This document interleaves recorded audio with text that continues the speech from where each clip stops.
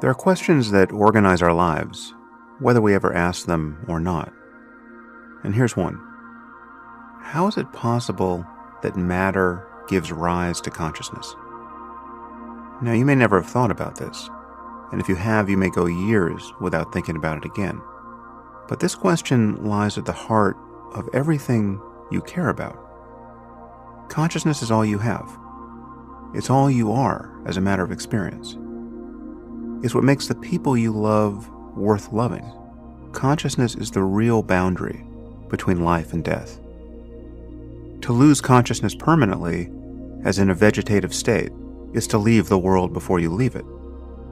And it is possible to have a body without consciousness. Is it possible to have consciousness without a body? Well, yes, in a way. There's a condition called locked-in syndrome, where a perfectly intact conscious mind can become the prisoner of a body that can't move. But can bodies and minds separate even further? For instance, is something like the Matrix possible? It seems possible. But of course, things could go wrong even there.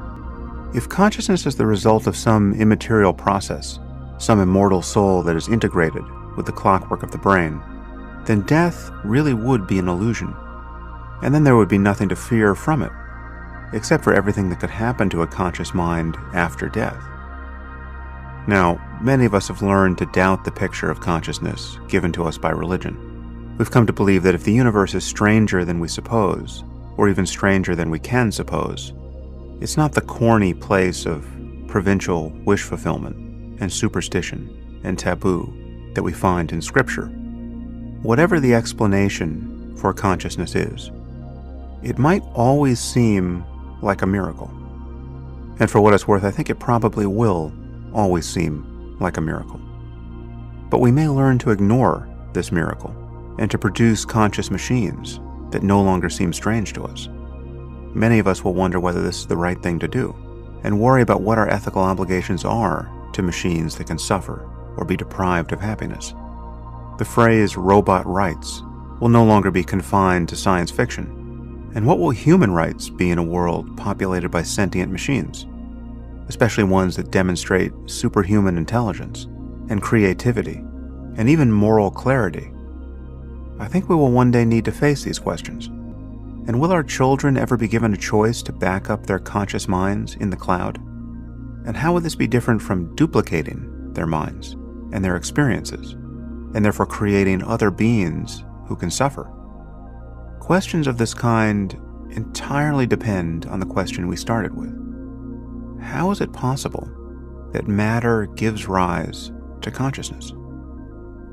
What was it like to be a dinosaur as a giant asteroid came crashing down in the Gulf of Mexico 65 million years ago? How bad is life for a pig or a cow on one of our factory farms? Not how bad does it seem from the outside, how bad is it on the inside for those who live it? How happy would you be in a new relationship, or in a new job, or if you had children? These are questions about consciousness and its contents. Everything we care about, or can care about, and everyone who can care in turn, this entire reality is given its substance by the fact of consciousness. Consciousness is the most important thing in the universe. I would even say it's the only important thing in the universe, because it's the carrier of all value, actual and possible. And whatever its relationship is to the physics of things, it's the one thing that cannot be an illusion. However confused you are right now, whatever you know or don't know, in each moment, thought will tend to capture you and lull you to sleep. And the practice of meditation is to notice this more and more, and then to wake up. Wake up.